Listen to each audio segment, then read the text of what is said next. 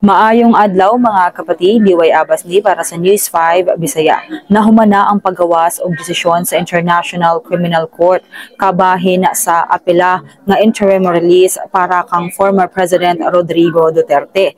Wala gipaboran sa Appeals Chamber sa ICC ang hangyo nga temporaryong paggawas para sa kanhin presidente samtang nag-atubang siya sa mga kaso nga crimes against humanity. Sumala kini sa pahayag sa korte sa The Hague karong Biyernes Nobyembre 28. Gireject sa Appeals Chamber ang tulo ka grounds of appeal sa kampo ni former President Duterte alang sa iyang interim release. Buot pasabot ni ini, unanimous ang desisyon sa international nga korte nga dili uyunan ang maong mga apela sa ilang kampo. Mahinumdumang giuyunan sa Appeals Chamber ang desisyon sa Pre-Trial Chamber 1 kaniadtong September 26 nga gisalikway ang hangyo alang sa interim release tungod kay giisip si Duterte nga usa ka flight risk. Gipreso si Duterte sa mga awtoridad sa Pilipinas ug gisumiter sa ICC niadtong Marso samtang giatubang niya ang mga kaso nga crimes against humanity tungod sa mga pagpatay nga nalambigit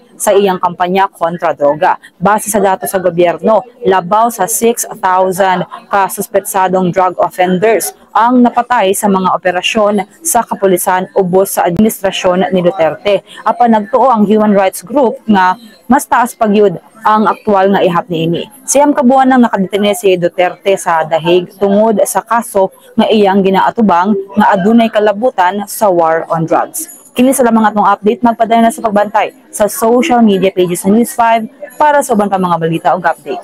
Amping tangtanan.